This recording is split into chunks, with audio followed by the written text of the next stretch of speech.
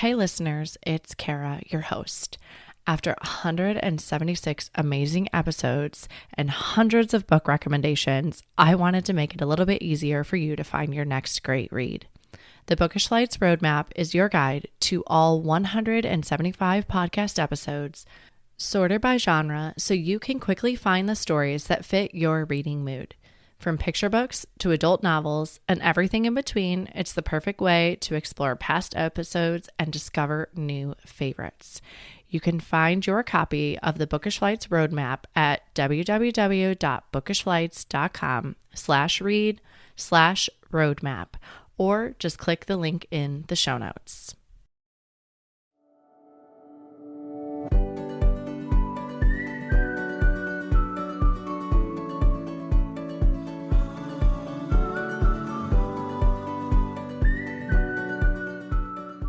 Hi, I'm Kara Infante, and this is Bookish Flights, a podcast where we tell our stories through our favorite books.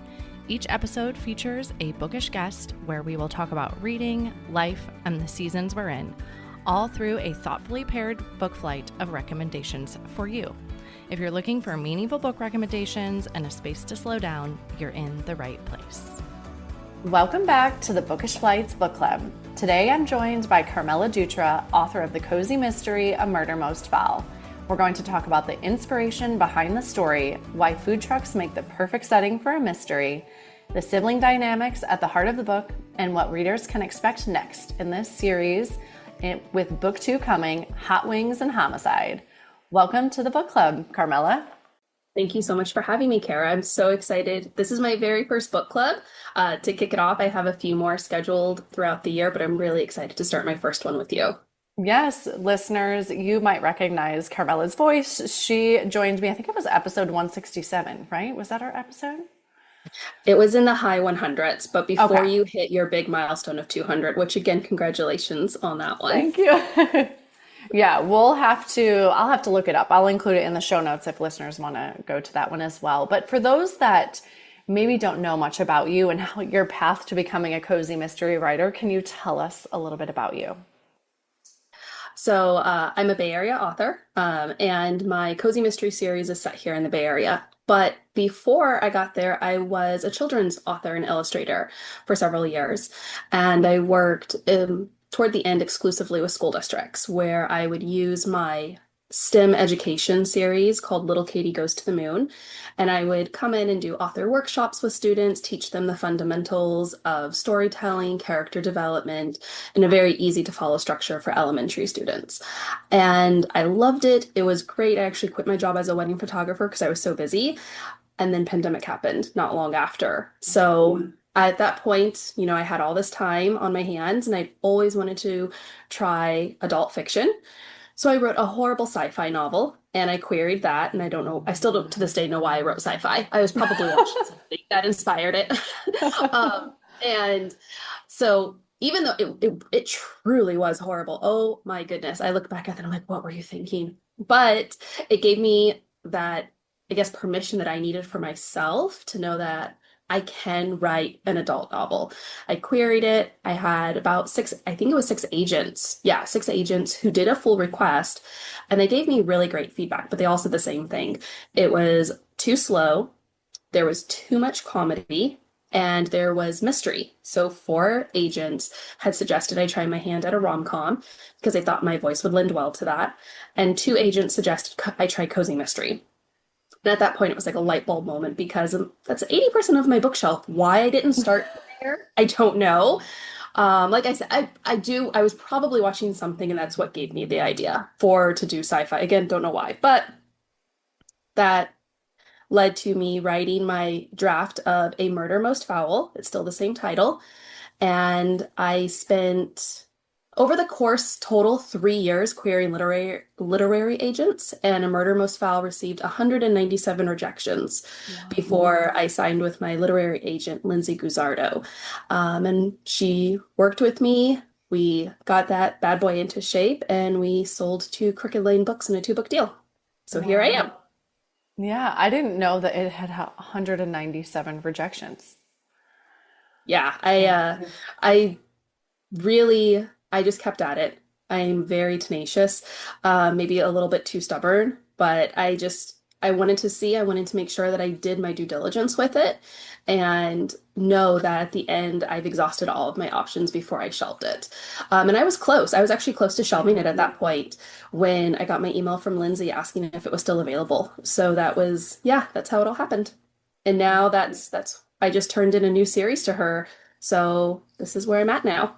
Yeah, that is something I admire most about you authors is could I have done 197 rejections and stuck with it to see it through? I mean, I admire that so much in you. And I like the way you described it as tenacious. My friend Michelle Chouinard, she writes the serial killer mysteries in San Francisco, and it was mildly refreshing to know that she had more rejections than me.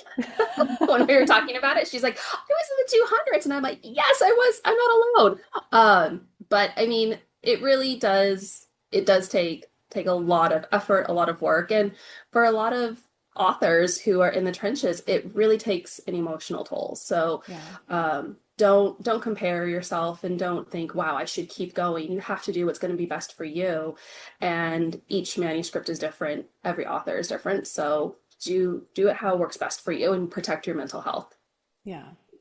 For listeners that maybe haven't had a chance to pick up A Murder Most Foul yet, can you give them a quick rundown so they'll know what we're chatting about in these next few questions? A Murder Most Foul is about a set of fraternal twins named Beth and Seth Lloyd who inherit a chicken-themed food truck. And if any of the listeners have seen me on Instagram or anywhere on social media, that will explain all of my chicken garb. And I've embraced my inner chicken lady. So anyway, they inherit a chicken-themed food truck from their late aunt and decide to enter a cooking competition reality show that turns deadly in the elimination round when a contestant is found dead in the back of their truck.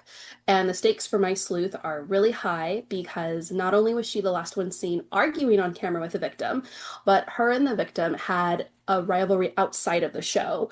So she not only needs to clear her name, keep herself from ending up on the chopping block, but she also has her food truck's reputation at stake too. Oh, it's so good, listeners. There's so much humor in it as well. Why the food truck setting? So again, I'm in the Bay Area, and food truck culture is huge here. We have festivals here for food trucks. You can see one anywhere you're going. But how that specifically came about was because when I was coming up with the idea and I was brainstorming it with my husband, I knew I wanted the series set here in the Bay Area. But there's so many parts of the Bay Area that I love. It's a beautiful melting pot of different culture and ethnicities, and I wanted to be able to experience all of that throughout the series. But how can I do that if I'm stationary? Yeah. So a food truck drove by, and my husband said, "What about a food truck? Are there any mysteries about food trucks?" And I'm like, "Not a lot of them." So that's how the whole idea came about for a food truck. Oh my goodness. I love that. And I love that it was through a brainstorming session with your husband. Does he often step in with those? Yeah, Oh, I he love that. does. He's a really supportive. He's actually the reason how I got to this point in general of writing. Most people don't know that my very first picture book that I wrote for my niece and nephew, The Adventures of Lorenzo the Bear, my husband so lovingly took it upon himself to query on my behalf without telling me. That's And wonderful. that was back, I think around 2010, where you still mailed in queries. It was just starting to turn onto the electronic side. So I didn't know he was sending off query letters on my behalf and until I started getting rejections. And I'm like, why are people rejecting me? Why do they not like my manuscript? What is going on here? But yeah, he's been so supportive and really for me and in our lifestyle with our family, if I didn't have his support, I wouldn't have been able to go and accomplish what I have. Yeah. Oh, I love that so much for you. We need to meet somewhere in California. We're gonna make that happen. We're gonna Yes. definitely get down there. I love San Diego. That's one of my favorite vacation places to go. Yeah. Well, you've Too bad got, my school field trip couldn't be down there. I know, just a little further. The San Diego Zoo is great. So you have siblings, you have food truck, you have television in this, you got a family business. What was your favorite part to write in this book? The chicken suit. It was definitely the chicken suit. I'm a kill my darlings. I don't care who needs to go, but don't take my chicken suit.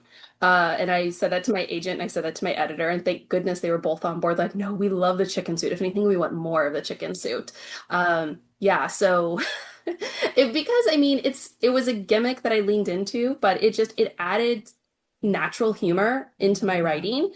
And so it was really fun because it's also something that, if I'm quite honest, a lot of that stuff could happen to me. I could totally see myself if I'm in a food truck spilling clucket sauce all down my clothes, and then I'm only in a chicken suit and then somehow get arrested using poultry profanity.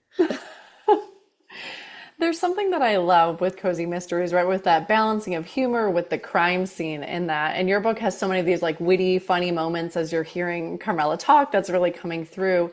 How do you approach the balance when you're writing that? I do try to make sure that I am aware and sensitive to the sensitive topics. I don't try to Yeah. make a joke in an area that it doesn't belong. Because there are serious things happening in cozy mysteries. There is a legitimate murder that's happened. A family is affected by this. A community has been rattled. So there are those moments where you do have to be solemn, and you Yeah. do have to have the reflection of how is this going to impact the community, the individuals around it.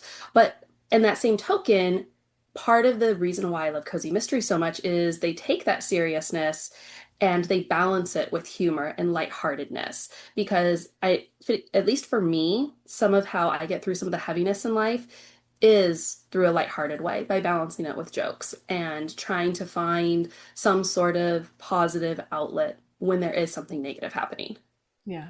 It reminds me of that saying, like, if we don't laugh, we'll cry, right? Like Yes, it for sure. to keep that lightheartedness there. Did any of the characters surprise you when you were writing them? Seth did, the twin brother to my main character, Beth. Originally, he was supposed to just be a very minor supporting role, like maybe pop in and out just a couple of times. And it was my agent who strongly recommended I make him a main character as well. And she thought the sibling dynamics would play really well together. He's the voice of reason to her chaotic sunshine. He's more pragmatic. He's got the legal aspect because he went to school to become a lawyer. And she thought they would balance each other really nicely. So leaning into that and seeing how his character took shape, and then because I'm in the third book and I've already plotted out the fourth book, I can see how his story has grown and how that's all come together. So what originally started off as it was just supposed to be Beth Lloyd became the twins. It surprised me in a good way, and I'm really glad that I listened to my agent and went that direction. Yeah, that's so fun. Obviously, I'm like, I'm asking you all new questions this time, and I'm learning so much more about your book. It's really fun. When writing this book, did you know who the culprit was going to be from the beginning? Yeah, Okay. when any mystery I always start with the murder, the motive, and who would have reason. Like, what would that Yeah. motive do for that person? Are they going to gain or are they going to lose? What is their story? So that's actually one of the only things that stayed the same in this book from the beginning was the victim, the culprit, my chicken suit. Um, Yeah, because my agent and I, we did a full restructure. I spent like 9 months Okay. on this book, Wow. restructuring it before we went to edit or before we went on to submission.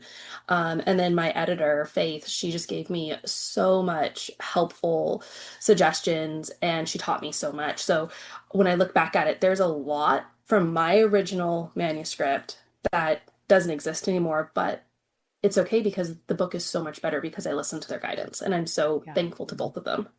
Yeah. That's wonderful.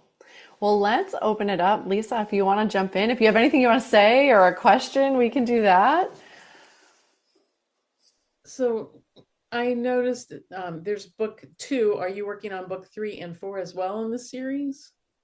Yes. So book three, I'm finishing up my self edits right now, before it goes off to a beta reader, and then my agent will take a look at it. And I just finished plotting book four, and I just put together pitches my agent asked for the next three books, but I was able to give her the next five books for pitches. So books three through seven have been the are there. I had sent off my pitches to my agent, so yay, we'll see what happens. So is there that there's some romantic tension between her and oh, the police officer that, Kane. Yeah, Will that continue on in the series? it will. Yes. It may not fully continue in the way that some readers have expressed to me that they want to see it. Um, but it definitely is. And when book two comes out, you're going to meet a couple of new people that I really like that will also continue throughout the series as well. So there's going to be a push and pull between the two of them. But I think at the overall, the very end, how I see the series going, I think overall readers will enjoy the journey. That's so fun. Hopefully you like Detective Pretty Boy. Oh yeah, I love the name. I thought that was so funny because she thinks aloud. Which is something I do in real life. Yes, I do too. But I think it's funny because she doesn't realize until it's out there that she actually said it. And then she's like, oh, I guess you heard that. Yeah, and that has happened to me more times than I care to admit in public. Not calling somebody Detective Pretty Boy, but saying things like out loud that I'm not meaning to. And that's also just part of the quirk and charm that I love about Beth. And it was both my agent and my editor really like his dynamics that he brings into it, but how it can also, as we extended over the series, the funness with it there. And my agent was like, no, that name, that nickname, Detective Pretty Boy, should really stick with him. And it does stick with him. Yeah, I think you did a great job with balancing the funny with the serious. Oh, thank you. I Yeah, appreciate that's that. not an easy thing to do, and I think the characters work really well together. I appreciate that. Thank you. My characters are loosely based off of my grandmother and her identical twin sister. So I had, and just in general, like I think about it with me and my cousins, I'm a sibling as well. And, that constant back and forth, that bicker, that banter between each other. But my grandmother and her twin were that way. They would have the most ridiculous arguments over things. Like I remember they literally argued over apples and oranges and which one was superior. And they argued over which shelf would keep soda cans the coldest in the refrigerator. And they would be the most simplest things, but it would create serious tension. And they lived together too for different off and on throughout the years. So, and that's how the whole idea came about for them, was because my grandma called me to vent about her sister. I don't remember what it was. I just remember laughing. And I was out to dinner with my husband at a chicken themed restaurant of all places called Plucked. And when I told him what had happened, he's like, "You should write a book about them." I'm like, "But they would kill each other." And then it was like, "Oh, so," and that's kind of all how it came together. And my family loves fried chicken. So yeah, my husband was like, "You've got to keep chicken in this." Did you ever get hungry while writing this? With Yeah. all the food themes? I do, and it's so the book comes with recipes, and I also create exclusive recipe cards that I give out at events, I mail to readers, and I keep those cards for a limited time. And those are actual recipes that my husband has come up with because he likes to make chicken wings. I like to eat the wings. He likes to come up with the different concoctions. And I promise nobody has died when he's done it. Like I'm still here. Our friends that are guinea pigs are still like going strong. Um, but yeah, I will be like, oh, I'm really hungry, especially when it came to truffle fries. So I came up with a recipe for truffle fries that's in the back of book two. Yes. Wait, is it book two? Yeah, I think book two is truffle Okay. fries. I think I could double check. Hang on. I'm like, I don't remember that from the recipe cards from before. I thought they were all chicken wing recipes, if I remember correctly. Oh, okay, so you get one chicken wing and you get one side. So yes, in book two you'll get the plucked and truffled fries, and in book two you will also get Golden Gate heat wings. Mm, I love the title. Yeah, my agent picked the title, so here it is. Yeah, I was gonna say, let's bring them in. Can tell them what to expect with book two because it's coming out so soon. I know, oh my gosh, I actually forget until somebody brings it up to me because it feels like book one just came out. So book two, Hot Wings and Homicide. Shout out to my agent Lindsay. She picked that title. It's amazing. I love it. And again, Beth is gonna find herself in the middle of a murder investigation. Only this time, if readers are familiar with the name Brad Dawson in book one, he is Beth's ex that in book one is shared that he publicly humiliated her when he dumped her. And in book two, he is now a notorious food critic, that they have some unresolved issues that come out in the book. And unfortunately, he's found dead holding one of the monogrammed clicking good tumblers, and Beth is the one who finds him. But to make matters even worse, her brother Seth was the last one seen, and he punched him. So it's not just her on the chopping block this time, it's she's trying to keep her twin brother out of the crosshairs because the police have him in their sights. Ooh, I can already feel the tension. And this one was really fun for me too because we have a food event that takes place called Foodie Land. I'm not sure if you're familiar with it. I'm not sure if it comes down to Southern California. So it's grown over the years, and it started off with a lot of food trucks in the festival, and it's about 2.5 days. So that's what I based it off of, and it's going to be here back in the Bay Area this summer. So I'll be taking Hot Wings and a Homicide with me as I go to Foodie Land to start sampling all the goods. Yes, yes. And remind us again, what is the release date for the book? May 12th. Okay. 2026. Perfect. So we can look forward to it. You can pre-order it now, and you can have your copy arrive the day it comes out. And if anybody does pre-order it, my publishing house, Crooked Lane Books, and I have a pre-order gift that we're sending out. So it's an exclusive recipe card, some vinyl water bottle stickers, some foil stickers, and just a few little goodies that go with it. And I even came up, a bookseller helped me come up with the idea for giveaways of monogrammed hot sauce packets to go with the book. Oh, that's fun. So do they order that through your publisher then to get that? They just send a copy of their receipt to marketing@crookedlanebooks.com. Okay, perfect. We'll include that in the show notes. That's so fun. I love it. Well, let's finish with one good question here. If Cluck and Good were a real food truck, what would be the must-order item on the menu? But definitely the truffle fries or the mac and cheese poppers if you're looking for a side. I love mac and cheese, and the mac and cheese poppers are a great way to use leftover macaroni and cheese because I don't like the way it tastes the next day. Yes, neither do my kids. Neither do mine. But I would say if you like actual hot wings, the Wings of Fire, which is my exclusive recipe card for that book. It's a sweet heat, which is really tasty. And then the plucked Cajun for a dry rub. See, now I'm getting hungry. Now it's going to be dinner time before we know it. So that's perfect. Well, I ask each guest to bring a book flight of books. Can you tell us how you chose these books? I've decided to stick within the murder category today. Okay. Although I do think I kind of stuck with that last time too. We did more historical, I feel like, last time though. A little bit, Historical mystery. And so this is going to be cozies. Okay. So I just recently discovered the Serial Killer's Guide to San Francisco by M.M. Chouinard.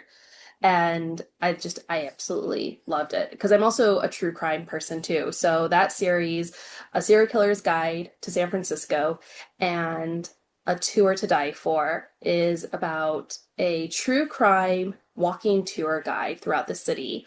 And in book one, her grandfather years ago had been committed for a crime as a serial killer, but he always maintained his innocence. And now a new murder comes up decades later that matches the same MO, but her grandfather's long dead. So she's trying to find out what's going on because her reputation is also tied to this too, because it's her grandfather. Capri Sanzio is the main character in that book. And then in book two, she's on another tour, and one of her, like a guest? Yeah, when they join the tour, what are they called? They see something happen in a window of an apartment building, and they're convinced that a woman has just been attacked. So that ends up leading to trying to find out what happened to the woman and what exactly is going on. Okay. Oh, that sounds really good. And that's set in San Francisco as well? It is. Okay. And then those are cozy, maybe a little cozy adjacent. And then the other one would be the Tita Rosie's Mystery series by Mia P. Mansala. And I just finished Murder and Mamon. I hope I'm pronouncing that right. And that's a true foodie culinary cozy mystery series, which is a lot of fun. And it gives you a lot of insight into Filipino culture. Oh, okay. I was wondering. I was going to ask. Sounds great. Thank you so much for bringing those. How, in your busyness with being a mom and an author and a reader and working and all the things, how do you find time to read in your day? So I've recently been embracing my audiobook era.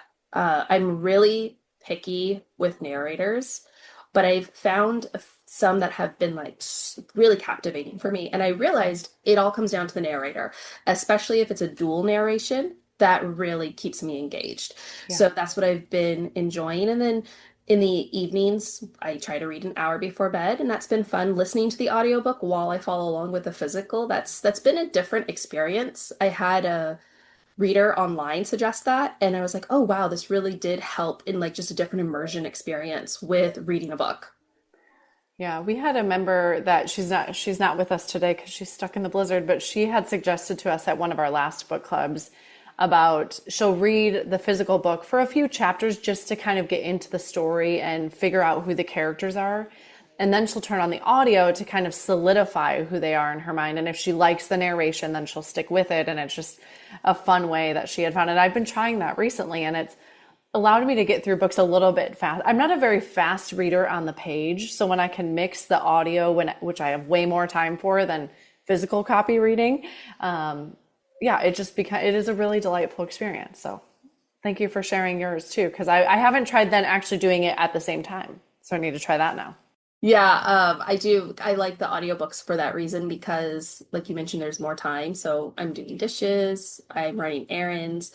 Even if I can't even finish a whole chapter, I just pick it up throughout the day. And I do feel like I'm able to accomplish more because while I do write, I'm still a reader and I want to, also be aware of what's happening in the genre around me too, like what the books are that are coming out and stay up to date with those and also just enjoy my favorites too, because I have my favorite authors as well. And there seems like there's just never enough time to read all the books we want to read. So it really gives us another avenue to fit them in. Yeah. Yeah.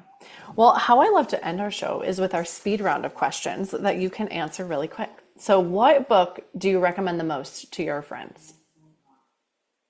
Oh gosh, I'm not gonna be able to answer that quickly. I always ask first what it is that they like. If they like a rom-com, a sweet rom-com, I usually recommend Sarah Adams books. Okay. And if I will share what I've just finished reading, which happened to be The Murder in Mamon, was the last culinary cozy mystery that I just finished. I also did just finish, what was that one? And Now Back to You. I was able to get a Oh, okay. skip line. I got a skip line through the Libby app, which I did not know would happen. I was 150th in line for that audiobook, and it's your lucky day. You get to skip it for 7 days. And so I jumped on that. And that was really good because it was also dual narration, which I really liked. Yeah. And then you have a deadline of 7 days. You're like, I got to get to this. Yeah. So Yeah. I completely ignored everything else I needed to do. Yeah. Got to finish this book. Excuse me. Yeah, I wasn't about to get back in line. Yeah. What is one book you wish you could read again for the first time? Oscar Wilde, The Picture of Dorian Gray. That is Yes. my favorite book. And I do reread it off and on, but to be able to experience again for the first time, I would love to be able to do that. Yeah. Yeah. Do you read one book at a time? Or are you juggling multiple? Right now, it's just the one book. Sometimes I'll do multiples, but usually they have to be in different genres. I can't do in the same genre. I don't know why. So, but No, the I most I've agree. ever done Because is the three. storylines, I feel like the storylines get too confusing then. Yeah. Yeah. So the most I've ever done at once is three. And they were all different formats too. I had a paperback, I had an e-reader, and then I had an audio that I was listening to. Yeah. That's perfect when you switch it up. Well, lastly, what are you reading next? I don't know yet. I have a couple on hold at the library. So I'm going to go there today afterwards and pick them up because they're waiting for me. And today's my last day to get them. So I'm also trying to remember what it is. I do want to finish off the Tita Rosie mystery series because there's only 6 books in the series and I just finished the 4th. So that's what that's what I'm picking up. That's what I'm picking up at the library today, the last 2 books in that series. Perfect. Next month, we'll be heading to read The Secret of Orange Blossom Cake by Rachel Linden. If you'd like to join us for the upcoming discussion, make sure to register at the link in the show notes. The Secret of Orange Blossom Cake is a beautiful story set in Italy that weaves together a magical cookbook, family history, and a summer of second chances. Rachel will be joining us live to talk about the book and answer your questions. We are meeting Tuesday, April 21st at 5 p.m. Pacific Time, which is 8 p.m. Eastern Time. We'd love to see you there. Thank you so much to Carmela Dutra for joining us on the show today to chat about A Murder Most Fowl. Her book flight includes murder mysteries, and all the books that we talked about today, as well as the registration link for April's book club, can be found in the show notes at bookishflights.com. Make sure you are subscribed on Apple Podcasts or Spotify to make sure you will not miss an episode. That's it for today. Thank you so much for listening. As Emma Thompson said, I think books are like people in the sense that they'll turn up in your life when you most need them. Cheers to you, dear readers. Until next time.